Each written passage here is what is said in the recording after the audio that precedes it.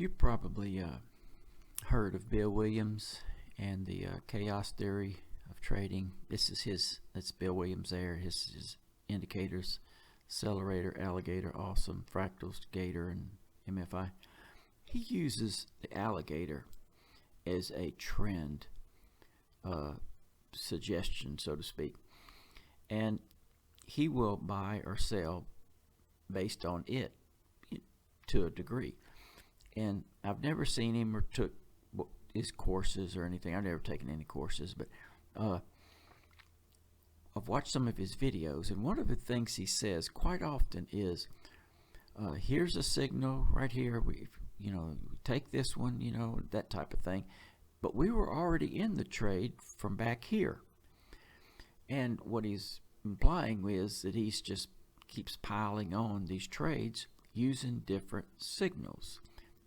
The accelerator, the awesome oscillator, this and that, fractals, also there's, I don't know, 5 or 6 different signals he uses, and he just keeps piling them on. Well, what I'm doing here, I'm using one signal and one signal alone. You could keep piling them on, but it would increase everything, but it's simpler like this, just to use one signal. And I probably will, there's no doubt about it, I'll compare the alligator for trend to some of these others later. This right here is Rocky Horner's 34 EMA wave. I use it for trend quite often, and the idea is, if the price is below the wave, in my mind, I'm looking for something to sell. If the price is above the wave, I'm thinking about buying. Now, yeah, I'm sure Rocky Horner would, I've never met her either, talked to her or anything, but I'm sure she would say, just like me, the 34 EMA wave is not a given. If it was, Pizza Hut would be out of business. They couldn't hire anybody. Everybody would be out there with running an expert advisor trading a 34 EMA wave. I mean, think about it. They're still in business. It's a good indication for trend, at least in my mind it is, and we'll see right here. I'm going to use the same signal, the QQE crossing above 50 or below 50.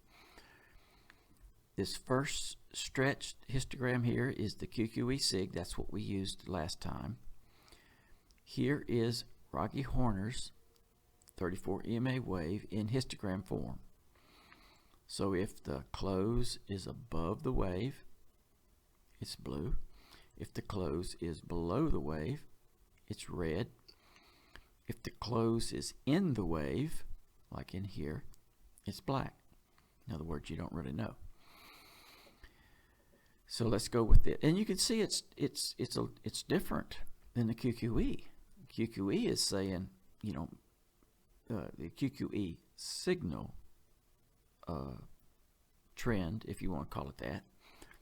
Keep in mind, it's below the 50. It's saying look for buys, or think about buying. And 34 EMA wave, it says thinking about selling. And that's one reason why I like to have it above the 50. And if you remember, I had both of them on there before.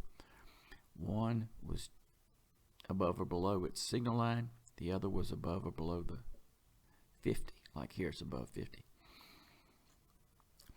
Alright, so anyway, I've got the lines lined up. Same deal as before. All we're going to look at is from here to here, which is where Rocky's wave is telling me think about buying.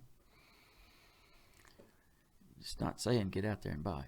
It's saying think about it. Okay, so on the weekly chart, 0 trades. See, it never crossed. Well, here it actually crossed just prior to the line. The limelight just crossed, so that don't count. It'd be nice if it did count. I mean, that would, you'd be able to sit there and say, hey, woo, look at that. But you have to be realistic. This is the bar that we want to measure from. So don't grab one back here and, keep it real. So there's no signals. Now let's drop down to the daily. I'm not going to go through every one of them this time like I have in the past. 3 ups. There's 1. There's 2. There's 3. 906 pips. Let's drop down to the 4. 28 trades here. 11,716 pips. Now, if you put the QQE on your charts, Euro USD 4 hour, you would have 28 signals just like I do. There'd be one. Sometimes it's kind of hard to tell in something like that, but that's not one, but it's kind of hard. There's 1. There's 2. There's 3. This is outside our time threshold, so we don't care. So there's 3.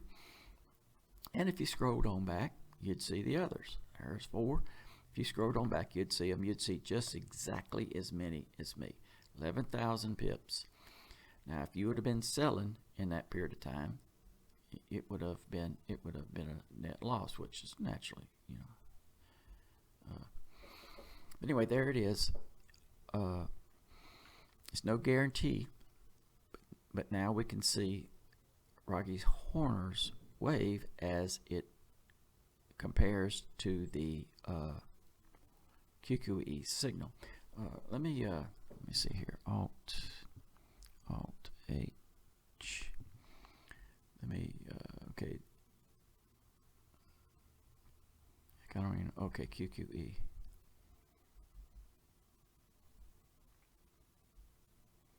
Okay, so now when we take out and we make the QQE have to be above or below the signal line and above or below the 50, you could see that big old long stretch.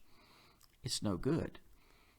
To be a buy, it has to be above the 50 under this one's conditions. See, like right here, not only is it above the signal line, it's also above the 50. Now here, it fell down below the signal line, so it's not blue. Rose back up, so it's blue.